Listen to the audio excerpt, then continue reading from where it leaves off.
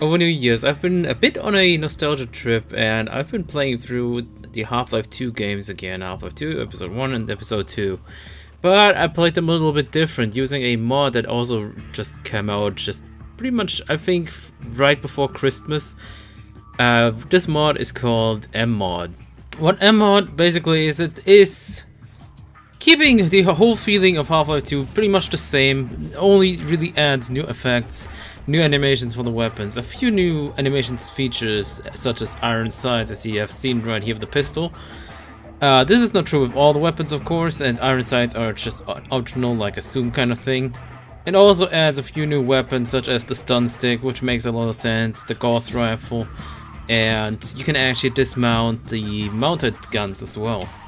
The gunplay was changed in a significant way because the weapons are no longer hit scan weapons, they actually have physical bullets now, so you may have to lead your shots a bit in front of the enemies if they're walking in a certain direction and stuff like that. And let's speak about the other features this mod also introduces is, for example, visual improvements. You can probably already tell that this is running off the Half-Life 2 update modification, the free update mod that improves the Half-Life 2 experience by just updating all massive HDR and improving the overall quality of lighting and stuff like that.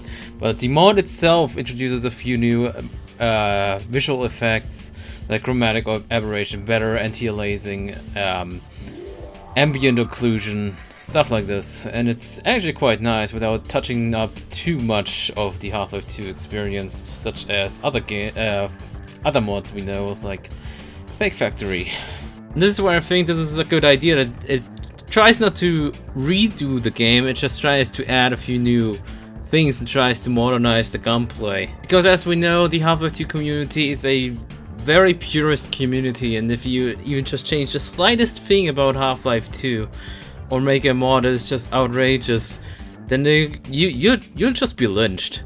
But I'm gonna say also in Fake Factory's defense, there's Fake Factory cinematic mods defense, I mean, there are a lot of the stuff in Fake Factory cinematic mode is optional, and MMod does this as well. You get a menu, a new mod configuration menu, where you can basically just set any feature this mod has to whatever you want it. For example, you don't like the new visual effects, you can turn them off. You don't like how the bullets are physical now, you can turn that off and the weapons turn back to hit scan. I think you can, at least, I'm pretty sure. I left it with physical bullets on, of course, because I thought that was an interesting new twist. But even then, I guess there's probably some purists that just don't want Half-Life 2 touched at all. So if there's people like that, I guess they should just go back to playing Half-Life 2 the way it was. And I guess, but if you want something new and fresh with Half-Life 2, I think this mod is pretty much just right up your alley, and I would just recommend playing through this game with this mod, with MMod. What the mod also does, and I think you can also, as I just said, everything is pretty much optional in this. You can turn it off, you can leave it on. There's stuff like behavior changes for the combines. For example, they have a new feature where they can jump certain places, basically flank you in other ways you would never expect they could flank you, because they could jump down from higher platforms and stuff like that, and they suddenly appear behind you where you never expect them to appear from. That was kind of an interesting twist. And there's also a option that also improves their aim. So if you play this on hard mode with their improved aim on, then this is almost Dark Souls level hard then. And I can speak from experience because I pretty much played this game up until the whole generator scene, where you have to defend Alex while she shuts down the generator, and you then have to disable the generator using the gravity gun. Yeah, that whole scene was freaking impossible. So yeah, after that point I continued playing on normal with the aiming set to the default aiming, so they don't always hit pretty much every shot. But yeah, I just want to summarize the whole mod. It's basically a mod you want to play if you want to replay the Half-Life 2 games, and you want a little bit of a different feel, a fresher feel to it, especially when it comes to the gunplay. And this is pretty much the mod for you. As I said before, it's right up your alley. But having played through Half-Life 2 and episode 1 and 2 again, it just made me realize how amazing these games actually are, and what they actually really did back then with how to make these games feel special. The whole introduction of you could tell they were really playing a lot of physics there, because physics was still quite a new thing in video games back in 2004.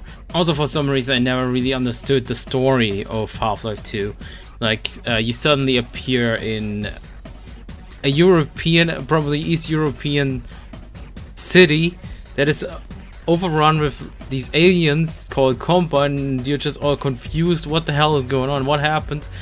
And I did know about the 7-hour war and everything that happened, but what happens during the games is what I did not really understand. Like, we actually am fighting them now. How do we actually have a chance all of a sudden against those Combine? And now I understand, because their communication is pretty much cut off to the rest of the Combine forces, and requires portals in order to communicate with the outside forces that are somewhere else in the universe, I'm guessing, or another dimension. I don't know where the Combines originate from. It's kind of unknown. It is a bit of a hint there with the release of Epistle 3 by Mark Laidlaw, and it's really interesting, honestly. And the whole thing with the cut off the outside world is more important in the episodes 1 and 2, because with the explosion of the Dark Fusion Reactor, their communications with the outside forces pretty much was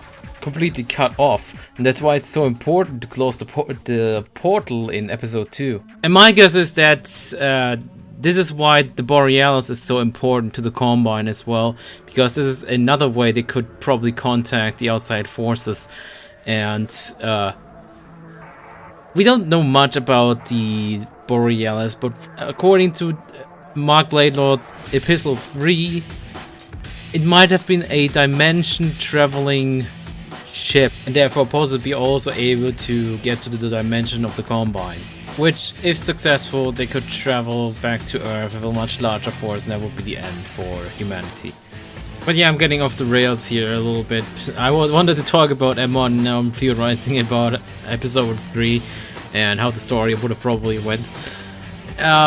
But yeah, let's go back to MMod for a second here. And this is also supposed to be the first version of the mod, which is the lore-friendly version, which basically just keeps everything the same. Maybe it just adds a few extra things, like adding the Tau cannon, the ability to dismount, the mounted guns and stuff like that. And just keeps it lore-friendly. But there's supposed to be a second one coming out that also adds a few new less lore-friendly weapons, like the AK or the OICW, which were both also seen in the Half-Life 2 beta. And I'm not sure if I'm gonna play through the games again when that comes out. Maybe through just base Half-Life 2, but probably not through the episodes. I think I'm pretty much done now with things I could probably say about the mod. So yeah, I've been dragging out this video for a little bit too long now, so I think I'm gonna wrap it up here and just say thanks for watching all the way through here to this point, and I hope you guys have a good day, and check out MMod. I'll leave a link in the description below.